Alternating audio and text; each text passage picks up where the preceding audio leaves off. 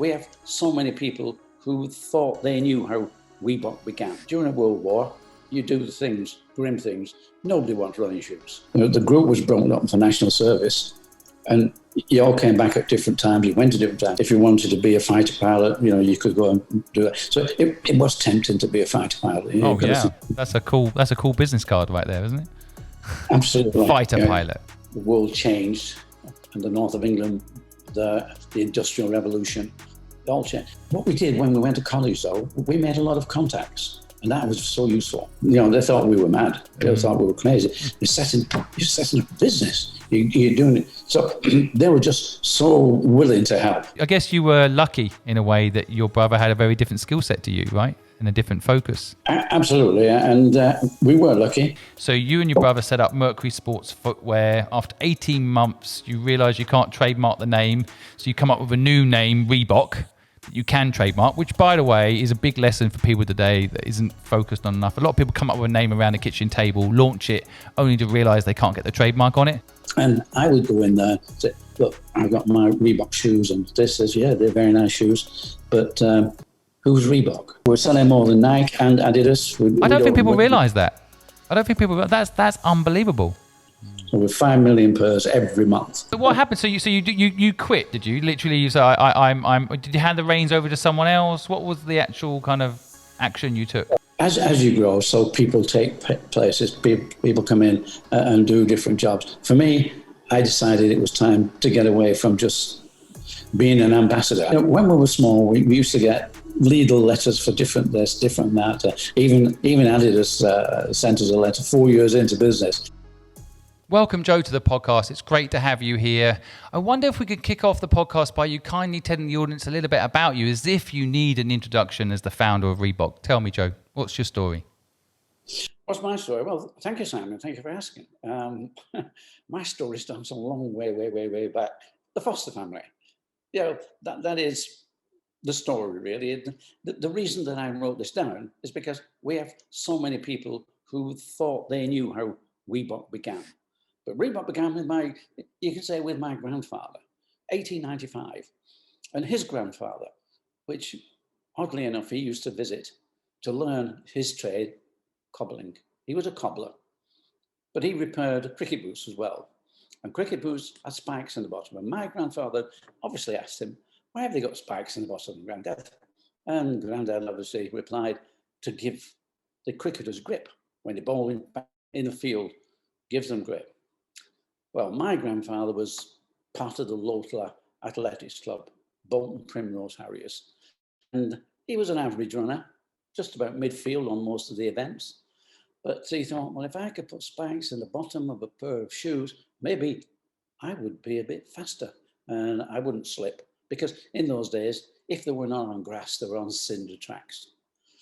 So he did this. In 1895, age 15, he made himself a pair of running shoes with spikes in the bottom and did the unlikely thing of coming second in his next race, which was a bit of consternation for the other athletes who were not used to seeing him up there.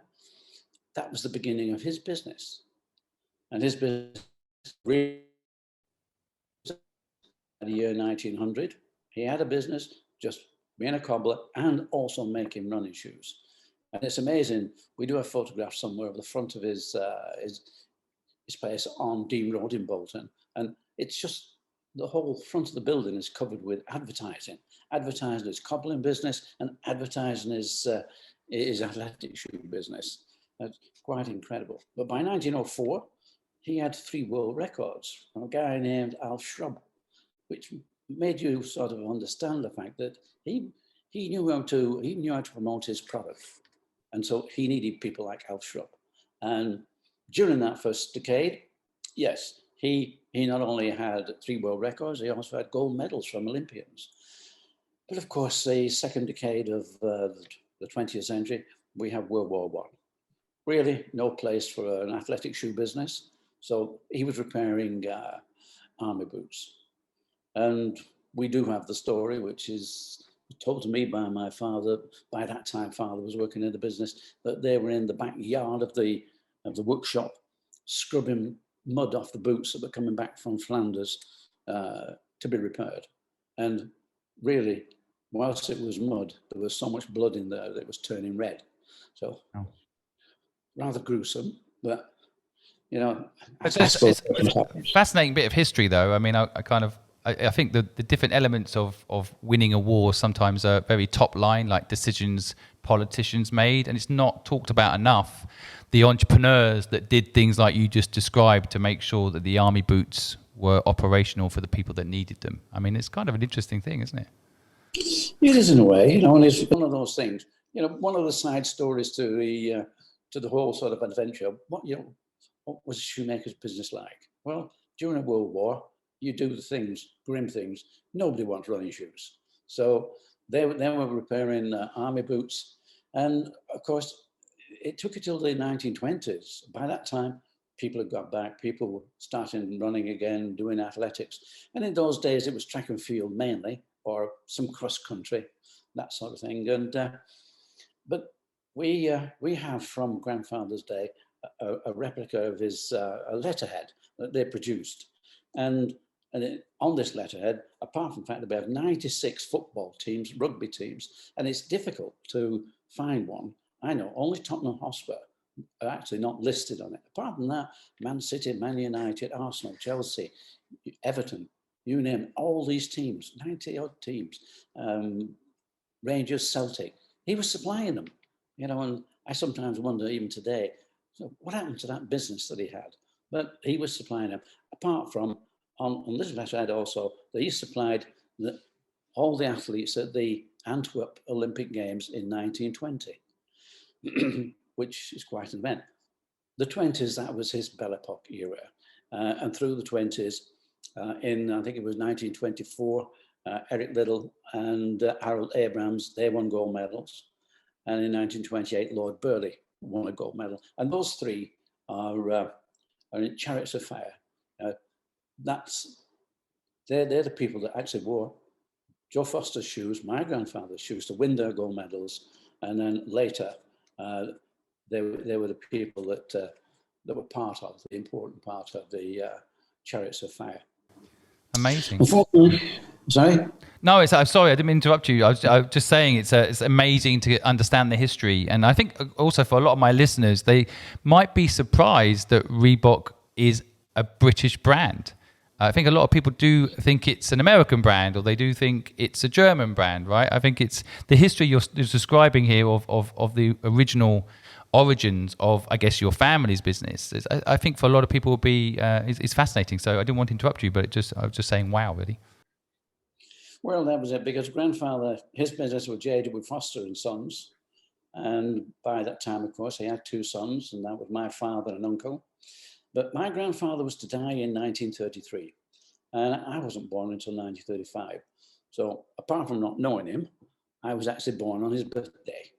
And this is why, because Grandma was, she was quite a firebrand, and she insisted I brought my name with me. So he was Joseph William Foster, and this is why I am Joseph William Foster.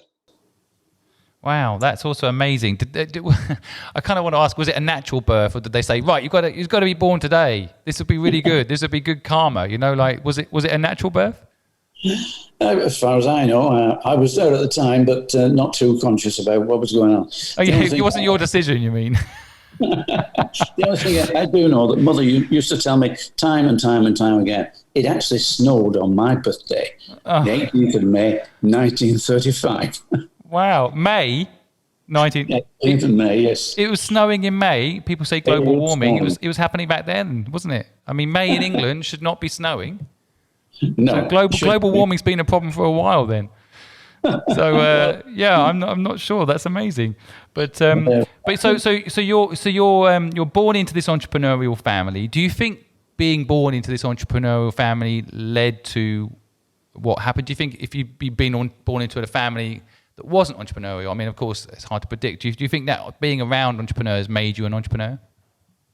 Well, the other thing is, and we can wonder about this. Number one, in those days, we didn't know anything about the word entrepreneur. And that seems to be sort of something that came into the vocabulary later on. But grandfather, certainly he was an entrepreneur. But he died and his sons took over. And his sons didn't really advance the company.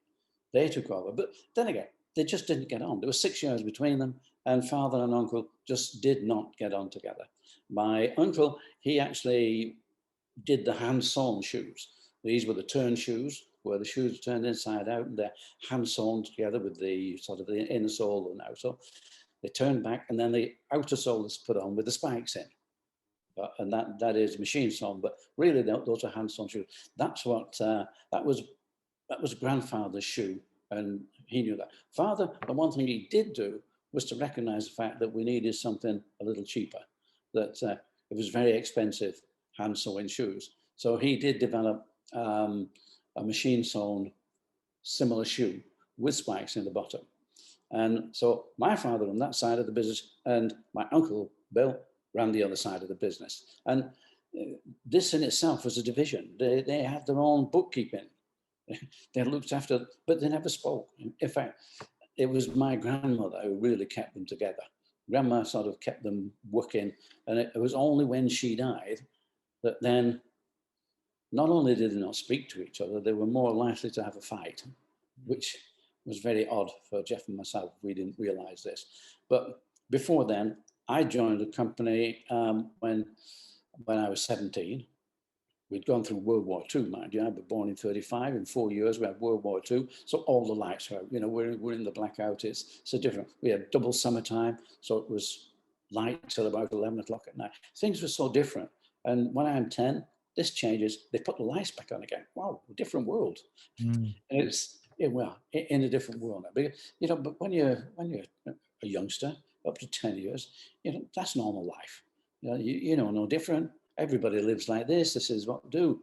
We have world wars, and of course we had radio. We had no television or anything like that, but we could listen to the radio about the war. We could watch, in fact, the sky light up in Manchester when the bombing was on, because Bolton was just slightly elevated from Manchester where we lived, and we could see this in the distance. So we're brought up in that sort of, I don't know, that lifestyle, and it changed. When we were 10, war is over, fine. So for the next 7 years with education, I went to college, and I was educated in engineering, because north of England, engineering, this is where it all began, where all the world changed, and the north of England, the Industrial Revolution, it all changed. So I could have actually gone into engineering. There was a lot of engineering. I think at the time it was de Havilland Propellers, which is now British Aerospace. Anybody who was in our engineering department, we all went for interviews, and so I could have done that, but at 17, okay, let's have a 12 months in the business. So I went into the business when I'm 17 and learned a bit, not a lot, but I learned a bit. However, at 18, 1 year later, myself and my brother, we both went off to do national service. National service, 2 years. I was in the RAF on radar, and Jeff he went to Germany in the army. And he saw Adidas, he saw Puma, he saw what they were doing.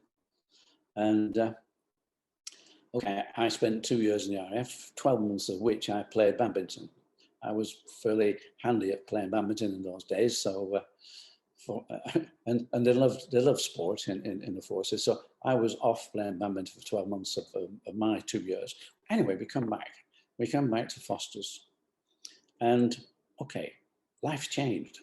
You know, we'd learned self-sufficiency. We were looking after ourselves. We knew a bit different.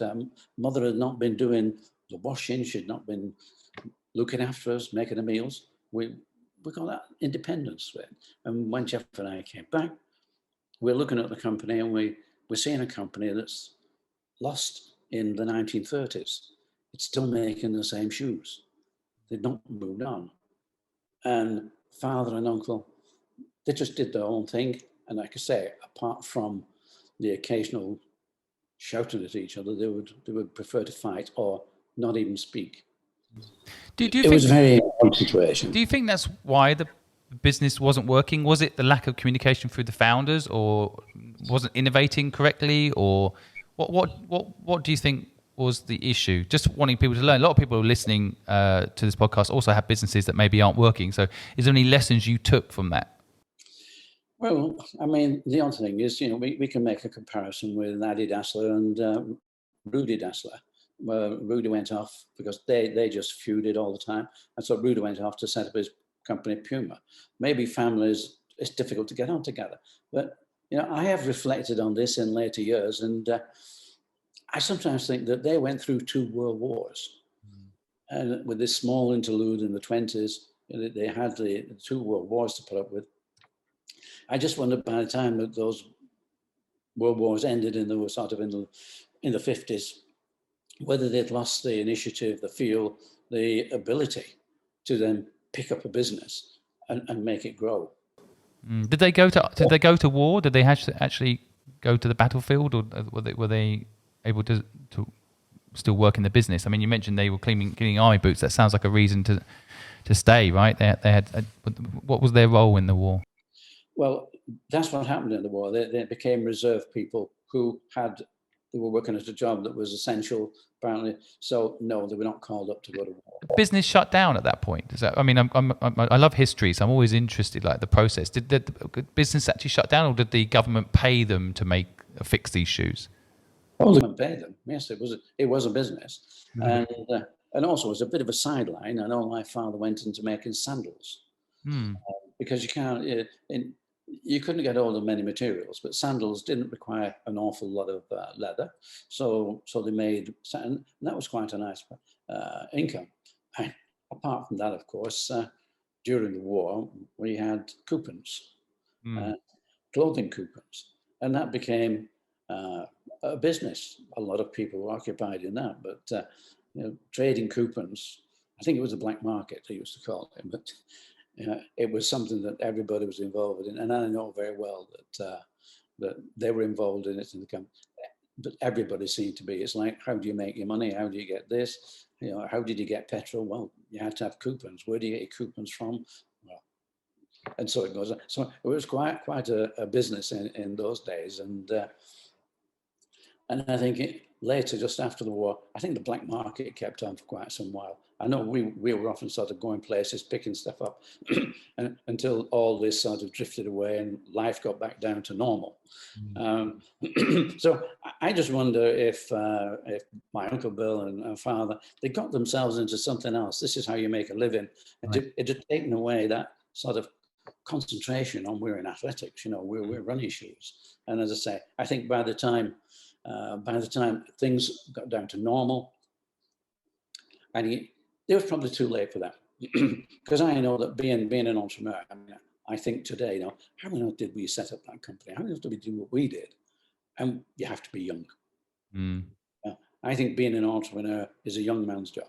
You've got to be young. You've got to have that feeling that we're undefeatable. It doesn't matter. We'll have a go at this. We just come back from national service, and here we are looking at a company that's failing. And we're trying our best to get uncle and father to come on. We've got to move this company forward. We need to have a plan. We need to have salesmen. I offered to my father, why don't I go on the road and start selling the shoes? I'm afraid it received the sort of wording that you can't repeat. No, you don't do that. And also, I would talk to father about, we need to do things. And he would say, look, when your Uncle Bill's gone and I'm gone, this company is yours. You can do what you like with it. And I'm saying, yeah, Dad, fine. Number one, we don't want either Bill or you to go. That's not the plan. But this company will be gone before you are. And that is where it's like, we can't do that. So when we talk about entrepreneurs and what we did, we were more or less forced into it. We either go down with the ship, which we're not willing to do, or we think about our own business. And I think we're fortunate that Jeff and I both had the same feelings and both willing to go. Although I must admit, I did get the blame. I think I did more of the talking when it came to what are we going to do. So I got the blame for really leading Jeff astray and taking him out and setting up this business. Was there awkward Sunday lunches once you went off and set up the new company, or was it just like healthy competition, or how was it viewed within the family dynamics? Well, it was a bit of an explosion, really, at that point of time. Whilst Jeff lived at home and managed to do that for quite some time, I had left. I'd been married and got my own property, and I think it took a good 12 months, maybe even 18 months before really we started speaking again, and Father accepted the fact that we'd done what we'd done, and that was okay.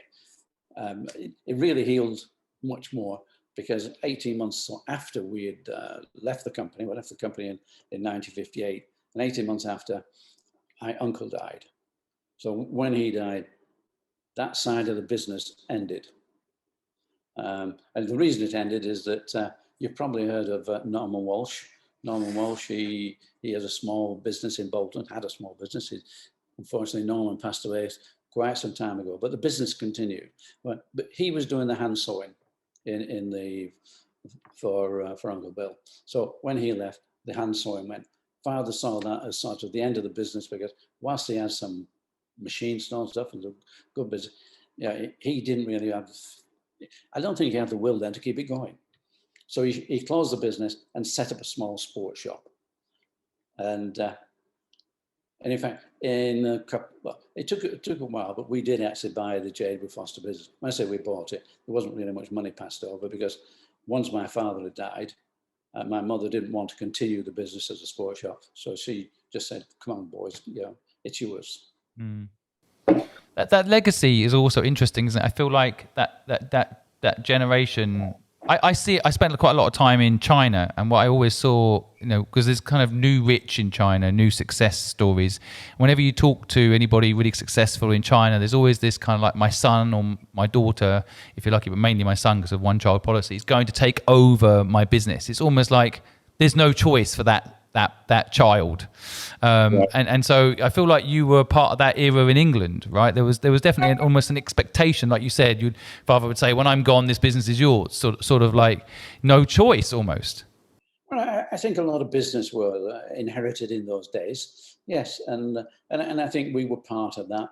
Possibly we were getting towards the end of it. I think World War II was the start of things changing.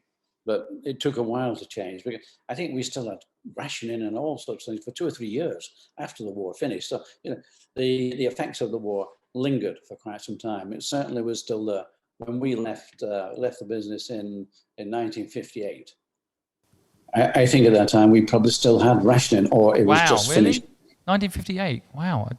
For some reason I thought it was a few years afterwards. No, it was 1945, 1948. That was over in 1948. So it was well over. But I think we still felt, the mindset's probably still there, right? You're never going to lose that caution mindset around, I guess, scarcity of things, right?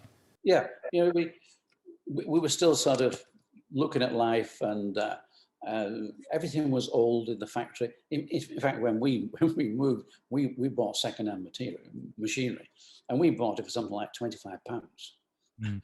Which was nothing, but we didn't have any money. And we were in this very old brewery, and the old brewery, and our machinery around the edge, because the floor that we were using was just so unsafe.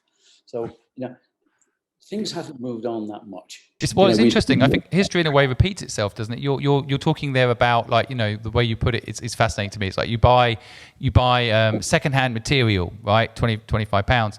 Actually, these days that's packaged up as recycling. Nowadays it's called recycling, right? It's though, history starts repeating itself just under a different brand name, doesn't it? Well, in a way, yes. But the machinery was good enough to make shoes, so for us that was fine. And so yes, we left actually in 1958.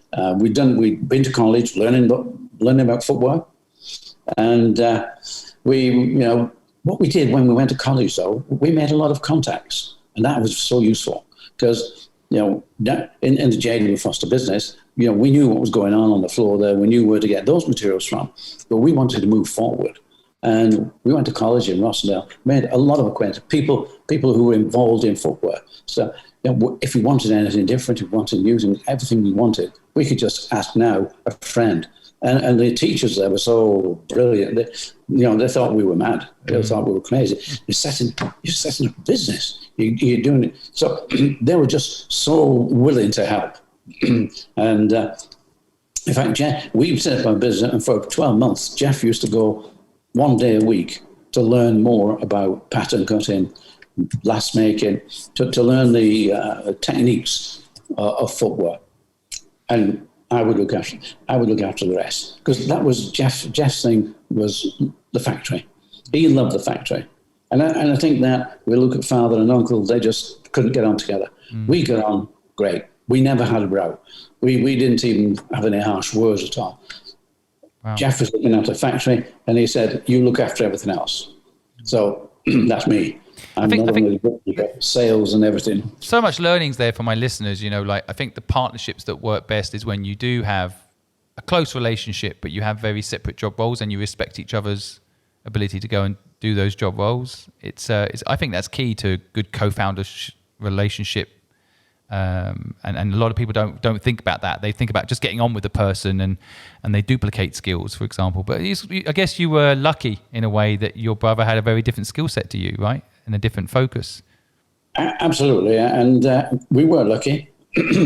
He was, and we were probably nearer than uncle and father. They had 6 years apart. We had only 2, so they're 2 years apart. He was older than me by 2 years, but we just got on. We didn't socialise together.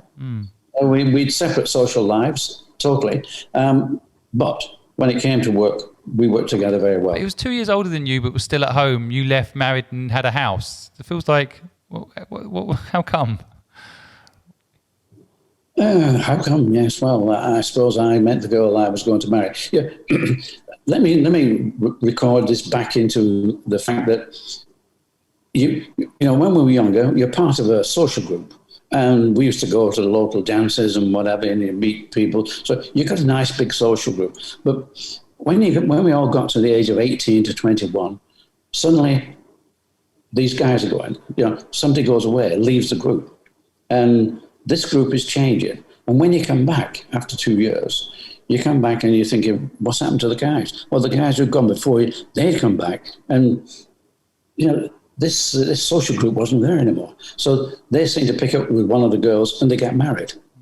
And that's what happened to me. You come back and where's the social group? Well, there's one or two girls here that are around. So you get friendly again. But the group was gone. So the answer to that was, well, you just got married. It seemed to be the routine that the group was broken up for national service, and you all came back at different times. You went to different times, came back at different times. So at 21, I married at 21. And do you think national service, I mean, why did you both not go into the RAF? Did you have a decision at that moment? Do you get a choice when you get into national service at that time?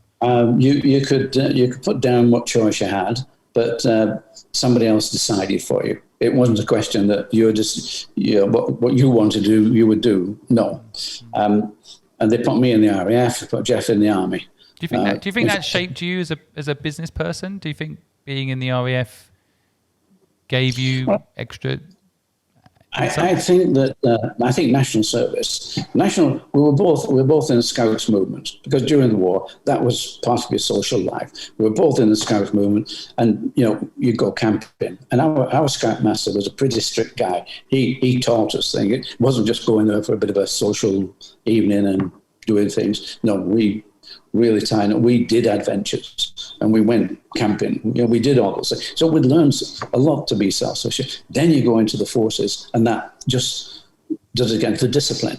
Yeah, the discipline of the forces. It was really good, and because you need to know how to look after yourself. As I said, I'm my second 12 months, my second year in the RAF. I'm playing badminton. I wasn't on the camp that much. It sounds a bit like the Forrest Gump playing table tennis kind of story, Well, it happened because when I went to this place called Bordsey, which was the first rotor sort of unit that they built, which is underground. So we're living in Bordsey Manor, which is very nice, that nice area. But to go to do the radar, we went to this rotor, and it goes down underground. And almost out under sea. So we were down, and we had doors that closed on, that just shut out I think we were bomb-proof, apart from if somebody put an atomic bomb on top of us, it might have destroyed things. But these doors were closed, and they were gas-proof, waterproof, everything. And we were down, and you've probably seen these in old films where you had the plotting table, the wafts there with the sticks pushing around where these airplanes are going.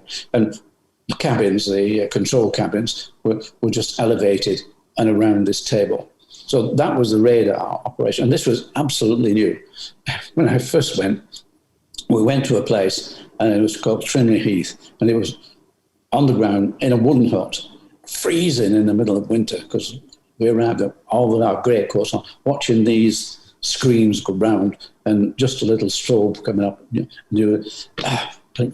But it was 6 months later, this new facility had just opened, and we go down there, it's heated, it's beautiful, a very low light is on, a low orange glow all round. And your screens were so modern, and this sweep was going round and illuminating all the planes around us. So, and this was active service, because this was actually, looking what is going on. So you learn such an awful lot with that, and so that was radar. That's where I went, and that was great. We would, if we worked in the morning, we'd have the afternoon off, and then we'd work the following. No, and the following morning we'd have off and work the next afternoon. So it was on-off shifts. But doing that, if there was a night flying, we had to go in at night. So if you worked the morning, afternoon off, you worked at night. And that was interesting. Very interesting. In fact, a lot of people got into trouble because more than half of our camp were WAF. We were RAF, and the WAFs were there. They were doing the tables. And of course, once they shut down, we were in cabins. And so we would take certain planes up. We'd have a squadron, and they would do practice interceptions over the sea, and then they would go back. Well, they went back at different times, so your cabin would be stood down. So you'd be going back to camp, which meant walking through the grounds of Bawdsey Manor, which was very interesting. But of course, when you shut down, so the WAFs who were working on the table, your WAFs, they shut down as well. So you had RAF and WAFs, and the WAFs were not allowed to go back to the lines without being accompanied by the RAF. A lot of people got astray during those returns, and it was quite funny. Obviously, the authorities didn't like the idea that WAFs and airmen were just walking through this forest together, and whatever was happening was happening. We're young people. What do you expect? And it got to the point where when they closed down, they had to wait till every cabin closed down. Then you all have to go into line and be marched back. Right. Bawdsey was very interesting. It was an old manor house on the coast, and we had our own beach, so and our own sunken gardens. But you weren't tempted. Yeah. You weren't tempted to stay in the RAF. I mean, at the end of the 2 years, you didn't say, "Well, I actually really like this." So you felt compelled to go back to the family business or go work in the family business. Well, it was quite tempting because you do get an interview at the end, and I went into the interview and they said, "Look, what would you like to do?" Oh, well, yeah, going back to civilian life, back to the factory. What would you like to become an officer? So you were sort of ready and prepared to take you into officer training, and if you wanted to be a fighter pilot, you could go and do that. So it was tempting to be a fighter pilot. That's a cool business card right there, isn't it? Absolutely, fighter pilot. When you're just 20 years old, you think that'd be something different. That'd be pretty cool. Yeah. But you went on to do something pretty cool anyway. Let's face it. And I mean, you went back home. You tried to work with the family business. They wouldn't innovate in the way that you felt the future was of that industry. So you and your brother set up Mercury Sports Footwear. After 18 months, you realize you can't trademark the name. So you come up with a new name, Reebok, that you can trademark, which, by the way, is a big lesson for people today that isn't focused on enough. A lot of people come up with a name around the kitchen table, launch it, only to realize they can't get the trademark on it, which I think, is very important. And you go off and build this incredible company. I guess one of the things I wonder about the family history, did your father ever see the incredible success that you'd managed to achieve with Reebok? Well, no, unfortunately, he died in 1976. 76, we were doing quite nicely, but we're not quite into the American market. And I think he saw that we were doing nice. We had the UK business. We'd actually got the respect. Everybody looked at us at Reebok. We were the athletics company. If you wanted a pair of athletic shoes, go to Reebok. Nike were just making the way in, and of course Nike were big in running. And by that time, running was getting very big in America, and I was going off to America quite a lot. So he didn't see. Well, he didn't see what we achieved at all, anywhere near. And unfortunately, he wasn't the only one, because Jeff didn't see that either. We just got our hook. The thing that got us into America was a 5-star shoe, Aztec. And as you know, it's a longish story, but we got Aztec. And it was Runner's World. Runner's World was a magazine in America that had grown from just being a single sheet to a big, full, glossy magazine. And everybody who was running, they read this magazine and they believed what was in it. And Bob Anderson, who produced it, started to rate shoes. First, he rated them as number 1, 2, 3, and 4. That didn't work because the number 1 shoe was never available. It was so difficult to get hold of. So he did 5-star. He did ratings. 5 stars was the top, and that, to me, that was the answer. I first went to the NSGA show in America in 1968, and it was 1979 before I actually got a distributor in America. I had 6 attempts and failed on each attempt because we didn't have the hook. We needed something that was going to, we needed people to want to buy our shoe, and that would be if we could get a 5-star shoe in Runner's World. And we did in 1979. I'd met Paul Fireman in the February, in the NSGA show in February. And he said he wanted to be, I'd love to distribute your shoes, but we need a 5-star shoe. And I'd shown him this Aztec. That's the one. It wasn't a 5-star shoe then. But, we're in the business. This is our business. Making a 5-star shoe, knowing how to make a 5-star shoe, knowing what was required. We knew that. And we did it. And it was in the August edition, that was a shoe edition. And Paul Fireman, I told him to go down and pick up a, and he did. Came back, he said, you've got Aztec 5 stars. I wonder if people that write these stories understand the impact they can have on history. Right. I mean, there is a theory that guy didn't. I'm assuming it was a male writer guy sat down and wrote that story. If he hadn't, then maybe the American market, you wouldn't have had the hook, and it wouldn't have become the incredible success that it became. Right. That moment, that one thing. Right. It's incredible. That's timing and it's luck. You're there at the right time with the right product. But you kind of made your own luck too, right? Because if you hadn't made a good quality shoe that deserved a 5-star rating, were you above Nike in that ranking? I kind of want to see that list. Who else was in that list? 5-star shoes. Yeah, well, who else had a 5-star shoe? I can't remember. We do have an issue actually. We could actually look that up for you. But Nike would be in there. Probably New Balance. Maybe Atomic, Brooks. There's a lot of shoes out there. But Atomic Brooks, did you say? Brooks. Oh, Brooks. Okay, yeah, right. We'll post this on our Instagram later when the podcast comes out. People can go look at it on our Instagram. They'd love to see this. I love looking at the history of brands as well. So that breaking moment. You must have been very proud, right? I mean, I think at that time I know Nike was up and coming, but it was probably the one to chase, right? Adidas was the established market player, right? Well, I think we're a bit upside down though, because Adidas were a German company, right. And whilst they had a nice business in America, they were doing nice. They were doing track and field. They were very slow to get into running as such, and they were slow to move in. The big one was Nike. Nike had grown from nothing, and at that time, by about 1975, Nike were really big. Nike were the one to look at, because running was growing so fast. So, we needed to join it, and we're in the UK. I'd been on to the NSGA show for 11 years, and for a lot of that time, people would come to the stand and say, "Wow, great, where do I get your shoes from?" And I would say, "You come from England." And, they're saying, "What, New England?" No. There's no website at that point to just order it from, right? You need distribution. Yeah, England says, "England, is that near London?" Is that near London? Exactly. Yeah, near London.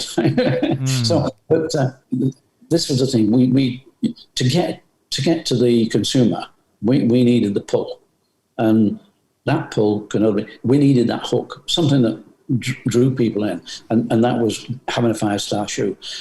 Being there at the right time, running was growing, fantastic. Now we had a business in America. It went through some problems, financing it and other things. But, the next bit of real luck and magic that came in was Arnold Martinez. Arnold Martinez, he's a tech rep for Reebok.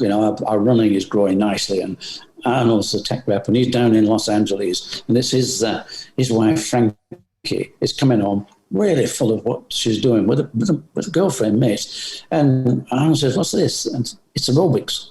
Aerobics. She's going to aerobics classes. We started off, and there it is, down in Los Angeles. And Arnold said, "What's it about?" I said, "Well, it's about exercise to music." It's fantastic. Absolutely great. And Arnold said, "Can I come down next time and see what's going on?" He did. Saw the instructor in trainers, half the class in trainers, the other half no shoes at all. For him, that was, wow, why don't we make them a shoe? Nice, soft glove leather, and with a cushioned sole. Nice, narrow fitting for the American foot women. Right. So he went up to Paul Fireman, who by then was sort of doing nice business, and said, Paul, we need to have a look at this down in Los Angeles. This exercise that the girls are doing, great, we could do a nice shoe for them. And Paul, of course, is sort of saying, wow, what are you talking about? We're doing well. We're in running. We're doing great. Fantastic. We don't need to play around with, forget it. Arnold didn't forget it. He went round to the back door to see Steve Liggett. Steve Liggett was in charge of production. And Arnold said, "Steve, look, this is going on. Can you make me 200 pairs? Nice white leather upper, nice cushion sole on a woman's last." He got his wish, and Steve produced them this 200 pairs of shoes. And he gave them to the instructors and one or two of the leading girls who were doing the aerobics, and obviously his wife as well. And the women loved it. Fantastic. Not only did they wear these during the aerobic lessons, they were walking about. They went to work in them. They were so comfortable. Fantastic. Problem is, they made them in glove leather. Glove leather, you can tear it like a sheet of paper. And that was a problem, because after 6 weeks, they were falling apart. Had this been anywhere else but USA, Los Angeles, I think it would have been a dead business. But the girls didn't bother. They didn't care. They just went out and bought another pair. And then we get Jane Fonda buying a pair and using them in her videos, in her fitness videos. And that was it. Did you have to pay back then, or was that just luck again?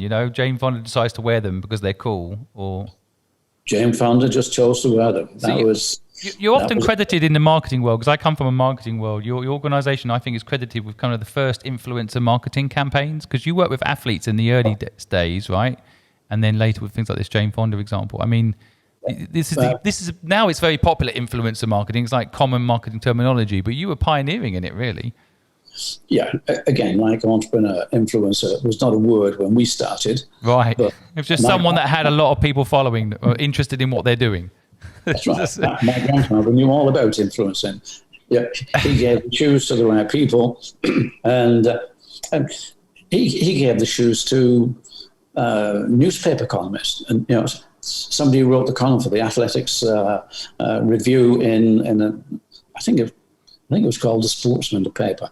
And he would give shoes to those people, and they would wear them. And then they would write and say, "Wow, yes, these are the best shoes, comfortable," whatever. So he knew how to influence, but he was only influencing other athletes.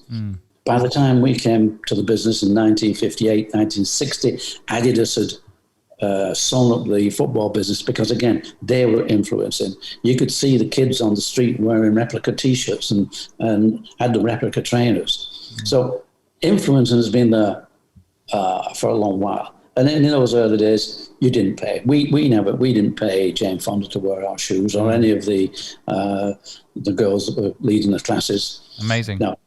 But of course, what happened is that this started to spill over. And I think if you can say something, that was the biggest spillover onto street. Reebok were the first to influence street at that level. Mm. Really, we became a women's shoe company. Mm.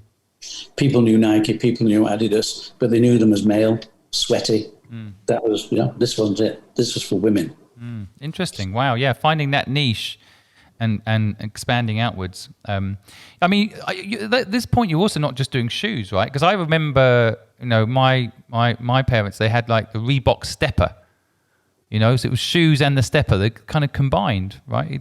You expanded a bit. Was that under your management or was that later? Well, America was being run by Paul Feynman.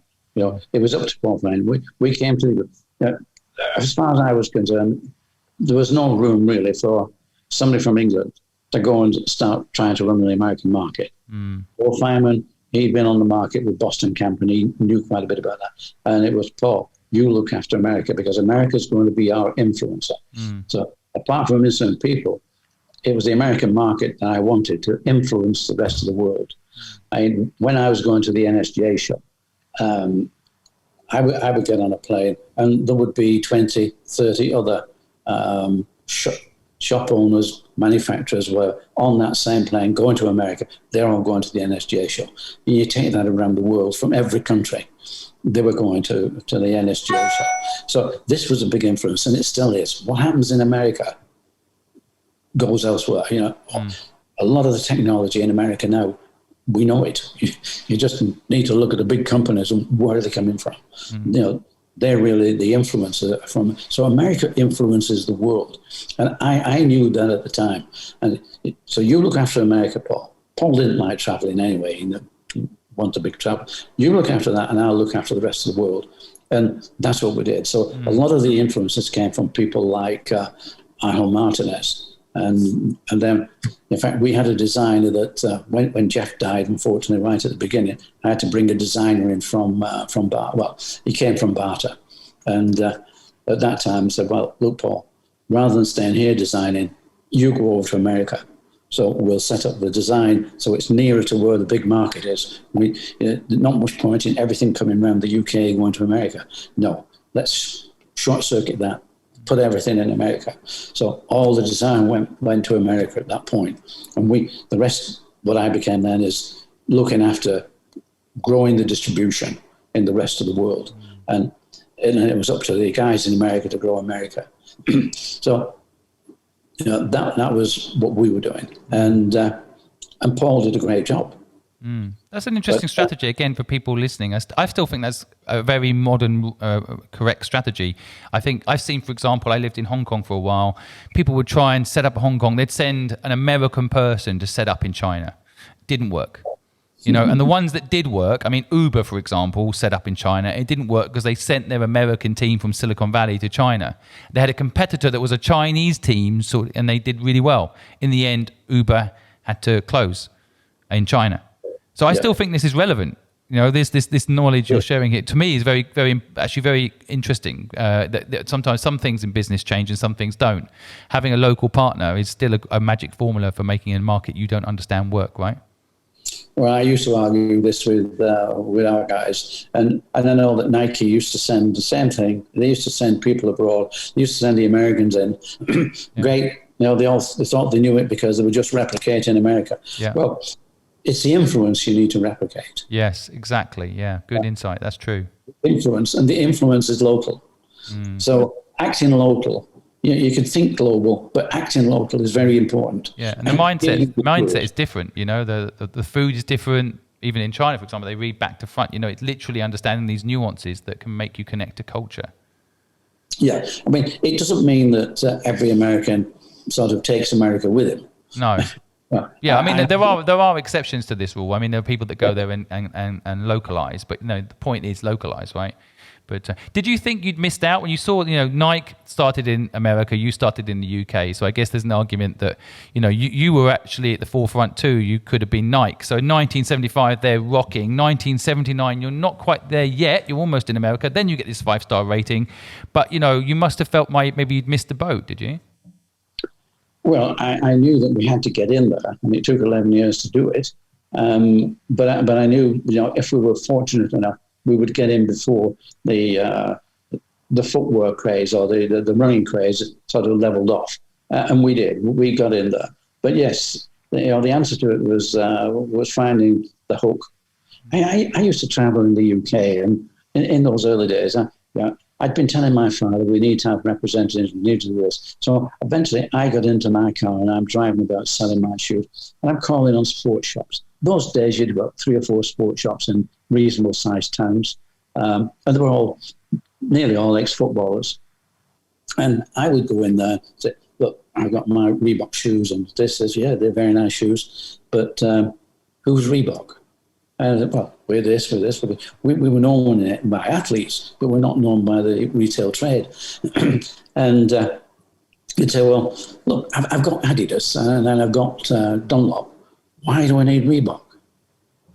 And that was my first realization that I'm trying to sell something I want them to buy. I don't want to be needing to sell.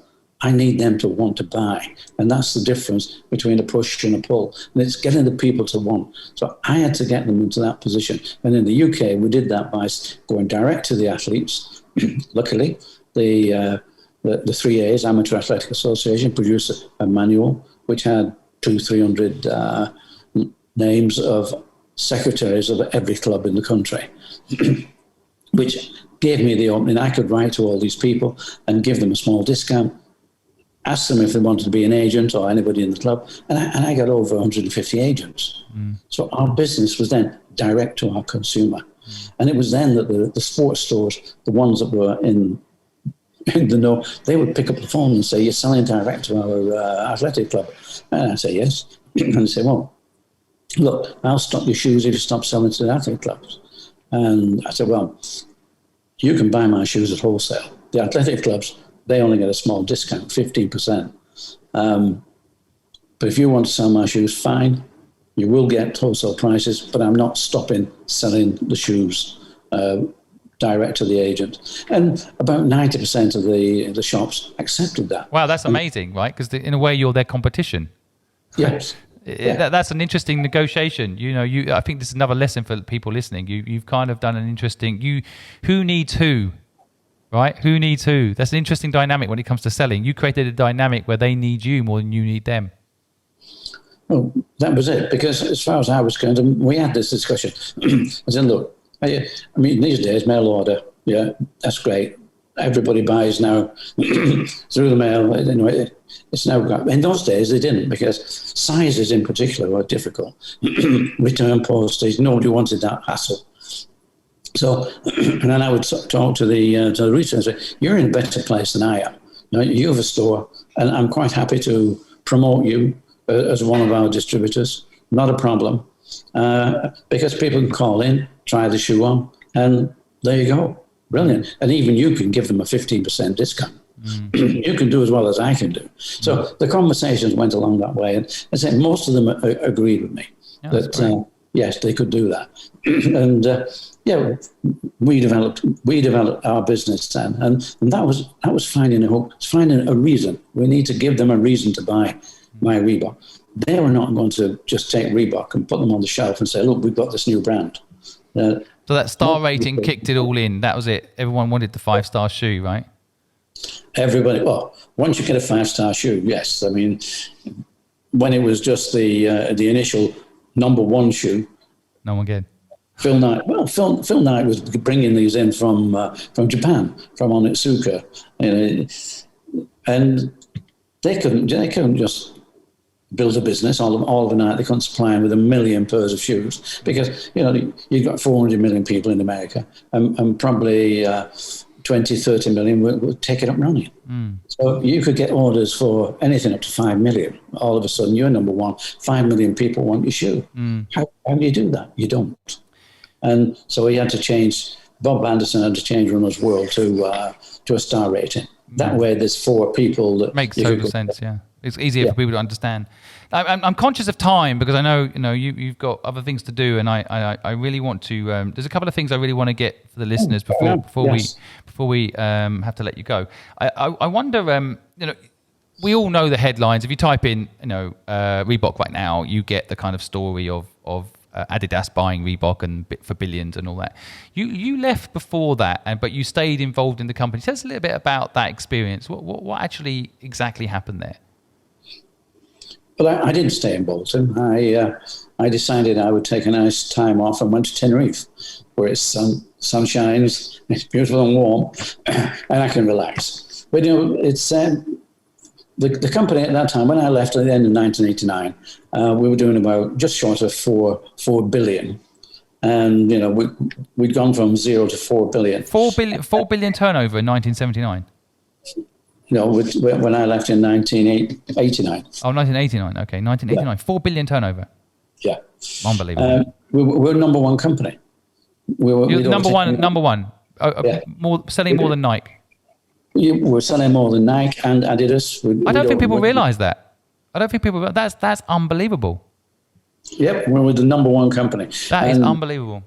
Sporting Goods Intelligence, they produced information for the trade. They produced this information. It came out. You got a Sporting Goods Intelligence sent this paperwork out probably once a month, and they called Reebok numero uno. It was coming from Switzerland. I think Switzerland was providing it. Numero uno. Nike were the eager Beavertons. They were up there in Oregon. And I forget what they called Adidas, but we were numero uno, and that was great. When I left, we were selling 5 million pairs of Reebok every month. So with 5 million pairs every month, and each shoe had a Union Jack on.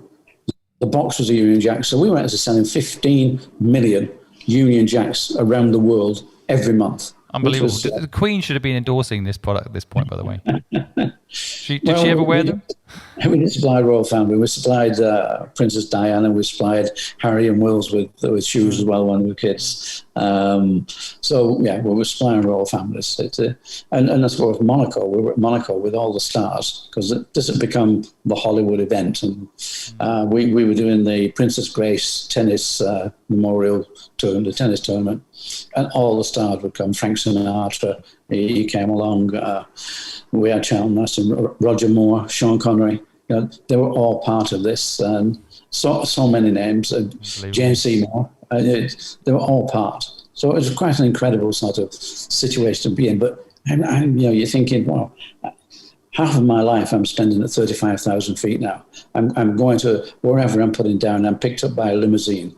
I'm going to the best hotels and I'm eating at the best restaurants. And we're just discussing the business. We have a whole bunch of lawyers in the company, a whole bunch of accountants, and a lot of people who are actually designing, providing, and selling the shoes in boxes these days. Cases of them because you don't sell them one at a time.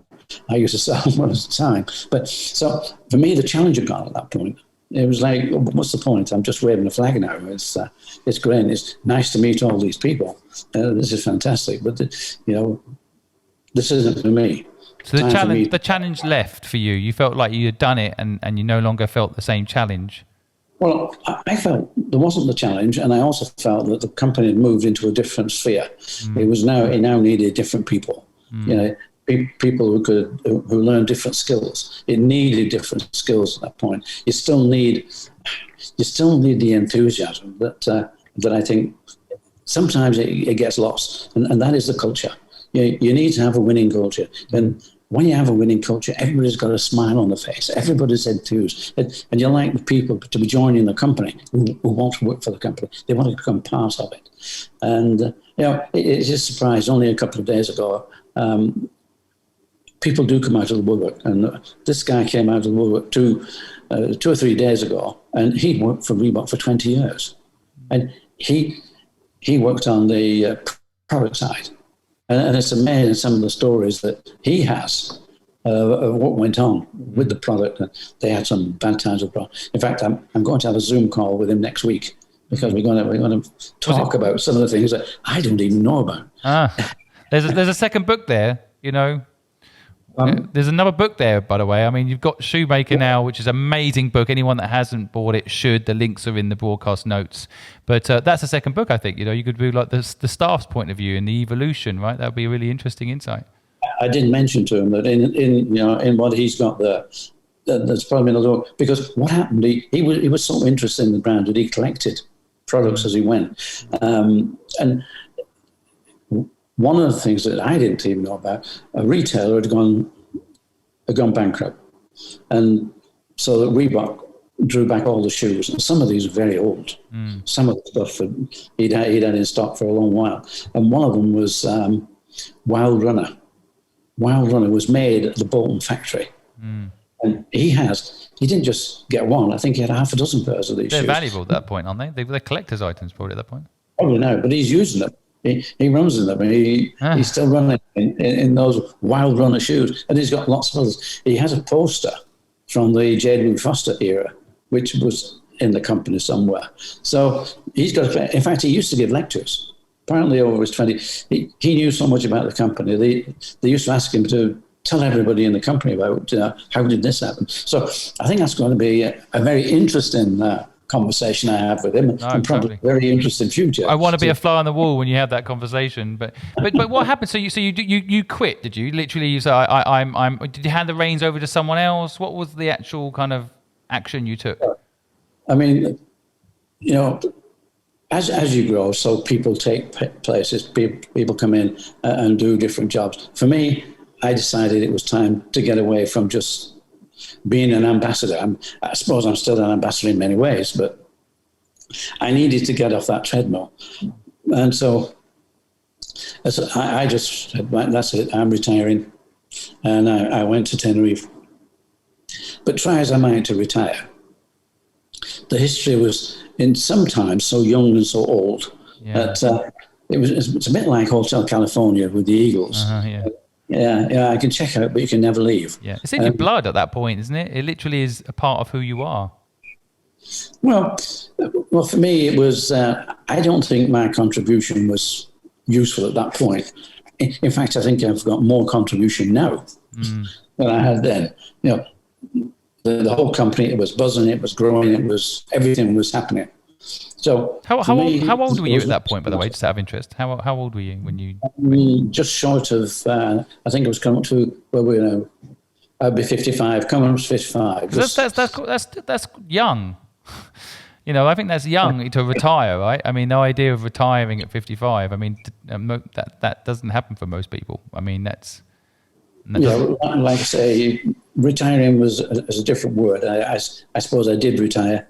But in fact, I was drawn back on many occasions. There were so many things that had happened in those early days of the Reebok growth that I don't say I'd lost it, but people were saying, why did this happen? In fact, the American Internal Revenue, they were concerned as to why Reebok was doing so well in America, and yet it was still owned, and the company that owns the brand is still in the UK. Right. So right. Yeah. I mean, you have that today, don't you? Like, where Google sits, China doesn't like of, China companies in America doing well. There was that politics back then, really, wasn't there? Oh yeah, yeah. And they were concerned that a royalty was being earned, and that royalty was going into the UK. Right. So still concerned that the royalty was going to the UK, and the revenue, the internal revenue in America, they wanted, of course, to look at that and whether they could change it or not. So I'm going backwards and forwards. In fact, it was a very nice trip. I went over and went to. I'm just trying to remember the name of the Lidl. Baker McKenzie. Baker McKenzie. Right. They're big lawyers. Yeah. And they have a property which overlooks the White House. And of course. Going in there. There's some symbolism probably in that, isn't there? I think it was, yes. They have an office overlooking the White House, so, they're who's the boss? And I remember going in there, they wanted to ask certain questions about what went on so that they could answer questions. And the big thing that for them was, oh, well, you must come and look at this. And they said, go out. You go out on this balcony, and there's the White House. Incredible. So that was something I did when I'm not really working for Reebok. But as it is, I have the memories, so they wanted to ask me. So that's fantastic. I also went to Arlington Cemetery at that time, and then, if anybody goes to America, you've got to go to Arlington. It really is an eye opener. It's fantastic. I haven't been there. So, I've always feel like I've done most of the bucket list items I wanted to do, but I'm going to write that one down. I've not been there. You'd find it very interesting. It is, and of course, walking in Washington and seeing the memorials, going to the Lincoln Memorial, and it's a great place to be. So I'd never been there before, so that was interesting. But I also had to go to South Africa because of apartheid.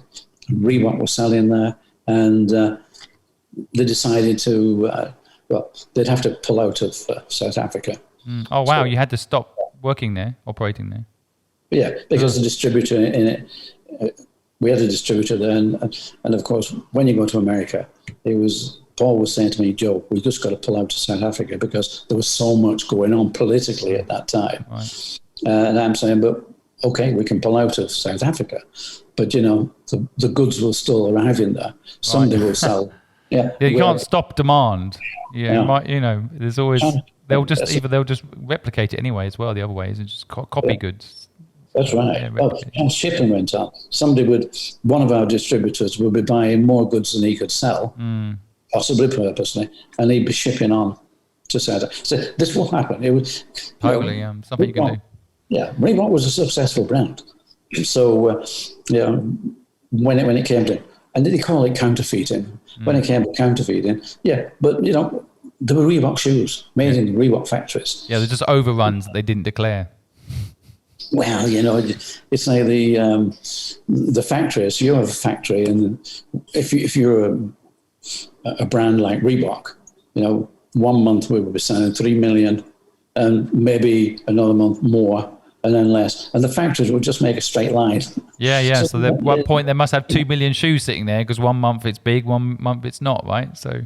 That's right. The supply chain must have been absolutely mental. The amount of cash flow management you must have needed to be at that scale must have been insane. So, these are the difficult things that happen as you get growth. Yeah. And so, like I say, you have a bunch of lawyers who have to work on this, and people who protect the brand. I always say a saying that I wonder if it's true. I always say it's easier to run a big company than a small company. Is it true? That's what I thought. Is it? Am I right? No.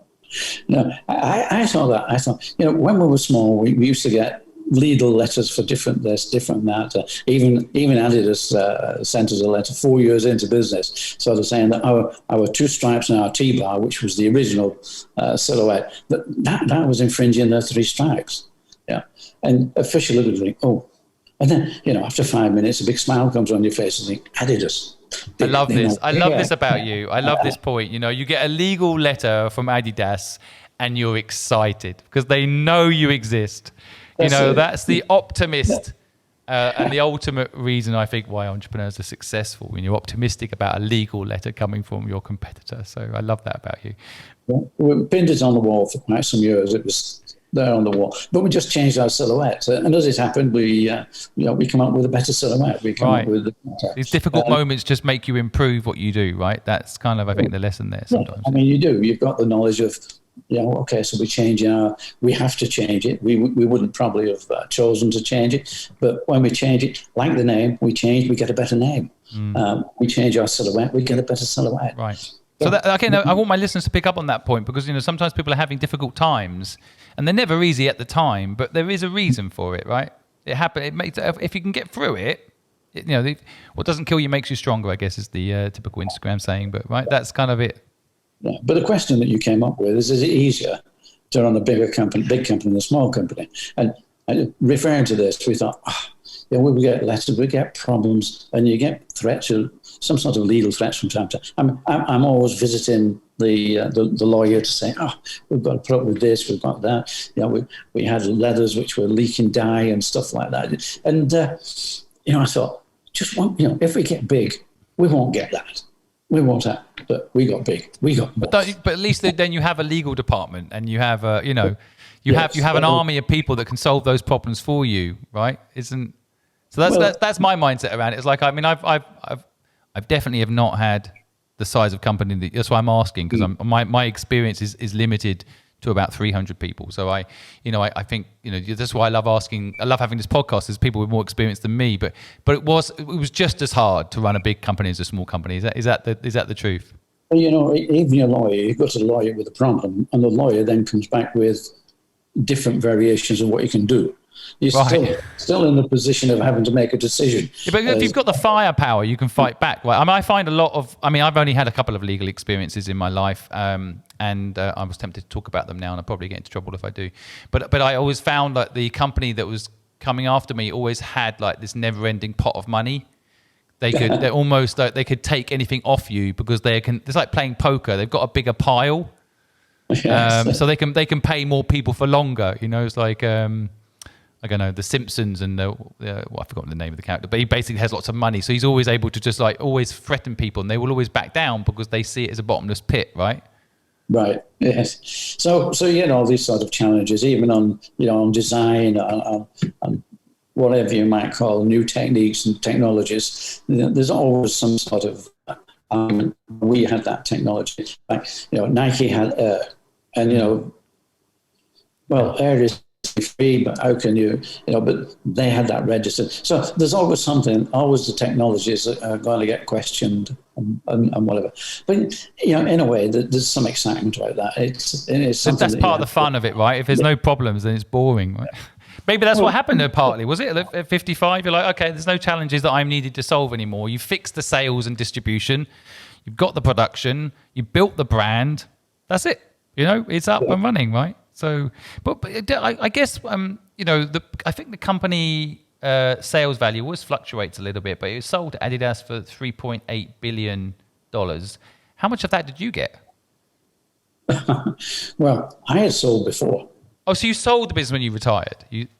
No, I sold before. Oh, okay. Who did you sell to? How does that work? It was to an American company, but the American company was owned by Pentland. And Pentland, once we got in there and we needed the product, Paul Fireman couldn't pay for it. I couldn't pay for it. We needed money, and that was Stephen Rubin.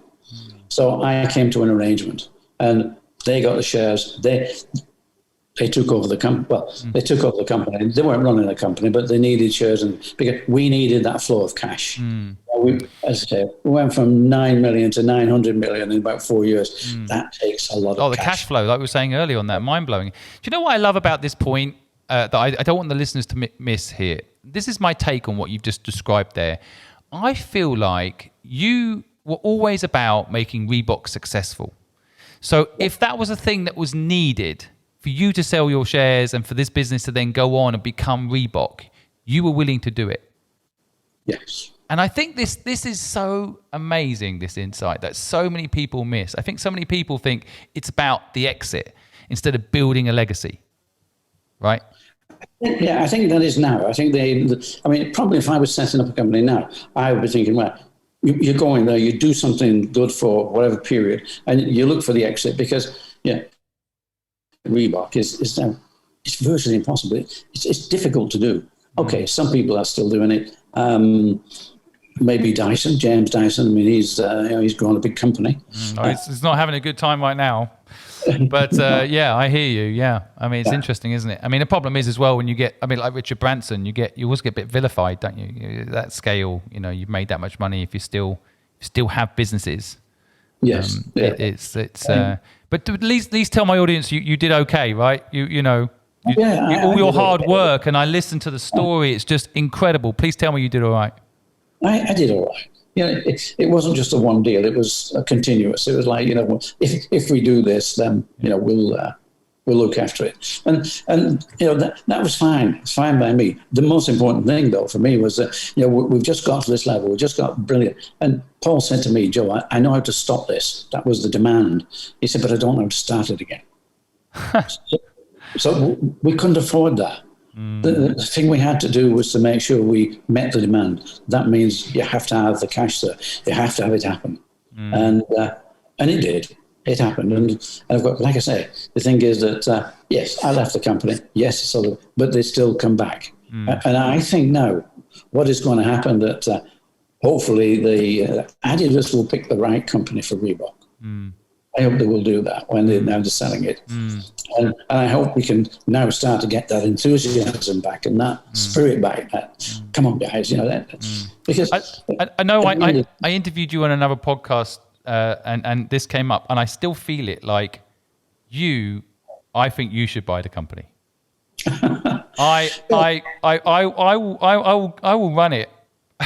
You will run There's it. someone better than me, to be honest, to run it. But the energy you have at this stage in your life, you're like a 40-year-old to me. Like you've got that, like, okay, let's go again, energy, and I think it needs vision now. The business, doesn't it? It needs what you and your brother brought to it in the first place. I think it does need vision, and I know a private equity company, and I know that they're interested. The nose is in there. So this is nice. It's Adidas. I think what a headline that you buy it back, and they I know you definitely don't want to run the day to day, but honestly, that the sometimes I think the founders of companies, they come back. I mean, look at Apple. Steve Jobs came back. Like you can never replicate that original founder very easily. Apple's doing okay today, but that's because they basically installed a system before Steve Jobs left, right? But still, the founder coming back, I'd love it. I'd love it if the headline was Joe Foster buys back Reebok. It just it'd be nice to think that would happen. Can we do that? Can we do that on April 1st anyway? At least for April Fool's. We should. I just see it. By the way, I actually see it. I've had this dream. I don't know if I told you. I've actually had the dream of you buying it back. Yeah, is that with TikTok? Yeah. Well, the TikTok people love you. By the way, just to say, my TikTok community right now. There's someone that just posted a comment about how Reebok saved their life, and the thread went so quick, I couldn't read it, but you've had a big impact on people's lives, and you've got a legacy, and I'm proud to be having the chance to interview you. I have to let you go. I know you've got other things to do, but I want to thank you for coming on and sharing your story. I could literally continue to talk to you all day long, but I appreciate you. I love your book. Thank you for sharing the story of Reebok in your eyes. It's an awesome book. For those listening that haven't read it, go buy it. It is incredible. If you're an entrepreneur wanting to learn how entrepreneurship works, go read it. If you want to be inspired, go read it. And if you want to know more about Joe, go read it. But thank you, Joe, for taking the time out to share your story with us today. Absolute pleasure. Thank you very much, Simon, and have a good evening. Yes, you too. I'll see you soon, okay?